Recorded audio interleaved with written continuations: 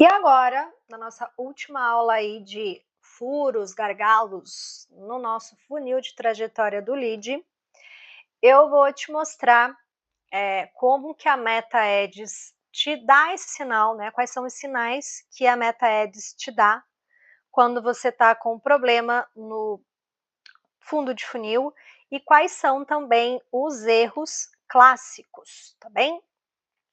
Então, o que é o fundo de funil? É a última etapa que o lead percorre, tá?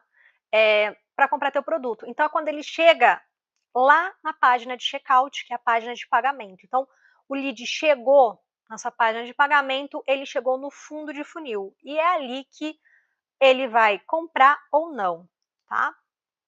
No caso, né, se ele chegou até ali, pode acontecer sim dele não comprar, porque como eu falei na aula de meio de funil, é muito comum você ter várias finalizações e não ter venda, ou ter muitas finalizações e não ter a mesma quantidade de vendas correspondente à quantidade de finalizações. Você sempre vai ter mais finalizações do que vendas, só que não pode ter muita diferença. Por exemplo, assim, eu tenho 50 finalizações de compra e fiz 2 vendas só. Então, muito provavelmente tem alguma coisa errada aí, principalmente nesse fundo de funil. Porque se você tem 50 pessoas que chegaram até o checkout, então não tinha problema no topo do funil e não tinha problema na tua página de vendas, que é o meio de funil. Então tem alguma coisa enroscando nesse fundo de funil que está fazendo com que na hora decisiva, na hora da pessoa tirar o cartão do bolso, né, como a gente costuma dizer, ela está enroscando, tá bem? Então, o fundo de funil é quando, na trajetória do lead, é quando ele chega lá no teu checkout. E quais são os erros mais comuns que fazem com que trave a compra lá, tá? Falta de confiança na página de checkout. Então, às vezes, fazem uma página muito mirabolante, coloca um monte de cronômetro, um monte de imagem, um monte disso, um monte de informação.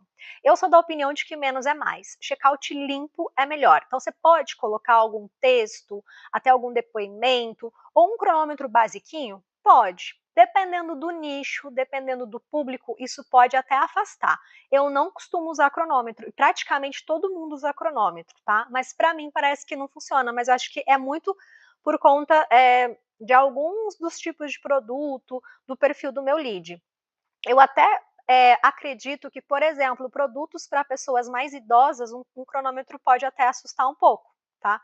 Mas isso é uma opinião pessoal minha, tá bem? Não estou dizendo para você não usar, vale testar.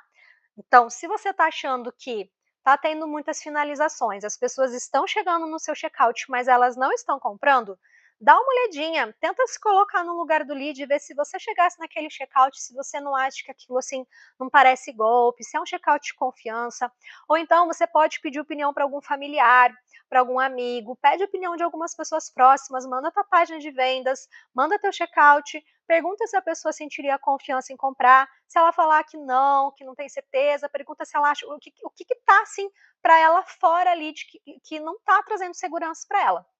Isso vai te ajudar a estruturar.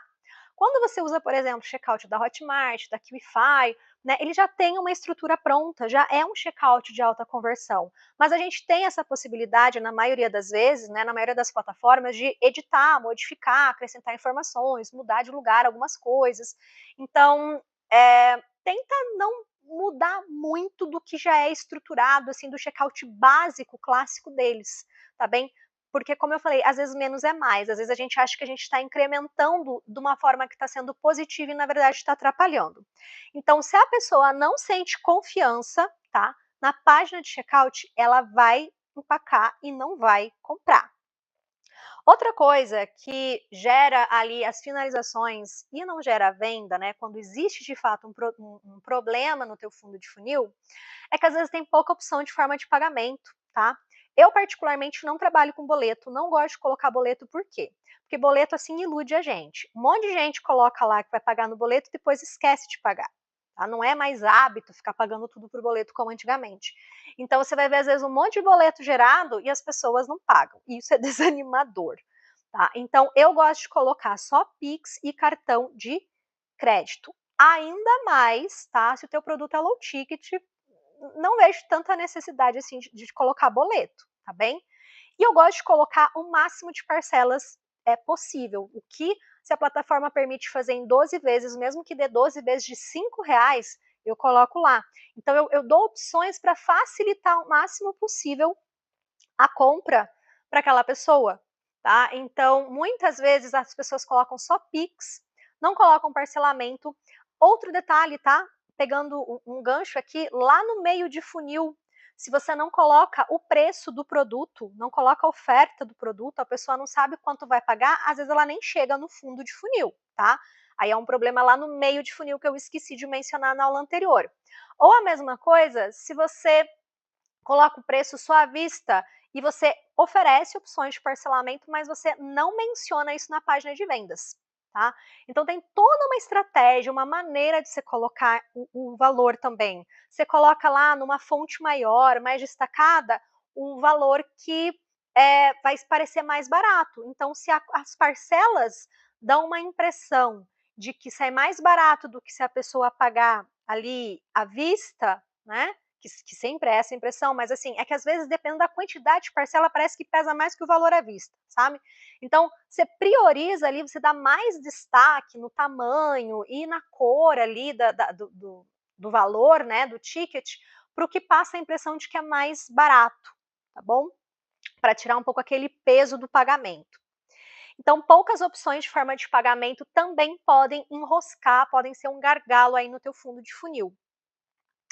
Outra coisa que acontece, o lead chegou muito rapidamente, ou seja, precocemente no checkout, ou seja, ele ainda não estava convencido, ele ainda não tinha informação suficiente e ele já foi para o checkout. O que normalmente acontece que gera essa situação do lead chegar precocemente no checkout? Primeiro, tá? Primeiro aqui não é em ordem de importância, é só o primeiro que eu vou falar, tá? Primeiro, quando você faz X1, você passa pouquíssimas informações e aí você faz uma copy muito curtinha, muito resumida e já manda direto para o lead o link de checkout sem dar tempo para ele ler direito, raciocinar, sem dar tempo dele fazer pergunta. Então você já vai empurrando rapidamente a página de pagamento para ele, o link de pagamento para ele, tá? Às vezes ele nem clica lá, ou clica, só olha e vai embora. Bem, segundo, você colocar na tua página de vendas vários botões para a pessoa clicar, que vão levar ela até a página de checkout, mas não ficou claro nesses botões ou no texto que tinha antes do botão que aquilo poderia ser um produto pago.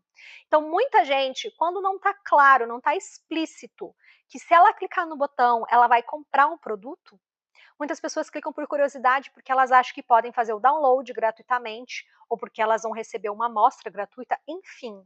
Muitas pessoas clicam no botão para ver o que vai acontecer, né? Para onde elas vão ser direcionadas com esse botão, ou porque elas acham que se clicarem no botão elas vão fazer um download gratuito daquele teu guia, daquele teu e-book, ou elas vão fazer uma inscrição gratuita de um curso.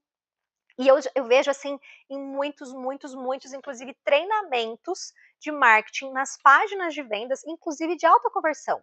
Botões, tem botão de CTA já depois da subheadline, do vídeo ali, né, numa página VSL.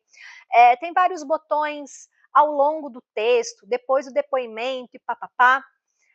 Mas isso aumenta as chances da pessoa clicar no botão, finalizar, sem ainda estar pronta para comprar. E aí, se ela clica nesse botão quando ele ainda está lá no começo ou no meio da página, onde você ainda nem terminou de convencer ela de que ela precisa e quer esse produto, ela já vai desistir, ela não vai voltar para a página de vendas, muito provavelmente, para terminar de ver as informações. Ela vai sair do checkout da tua página e talvez, se ela tivesse rolado mais um pouquinho a barra de rolagem e lido um pouquinho mais, visto um pouco mais de informações sobre o teu produto, quem sabe ela tivesse se interessado.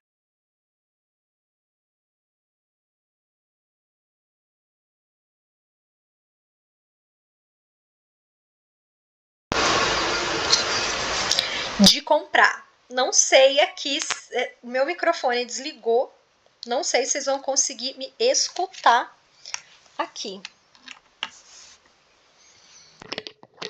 O meu microfone aqui, ele desligou, não sei se vocês vão conseguir me ouvir aqui, vou ter que ver aqui daqui a pouco, tá? Então eu vou cortar essa aula aqui e vou dar a continuidade dela no outro vídeo, tá?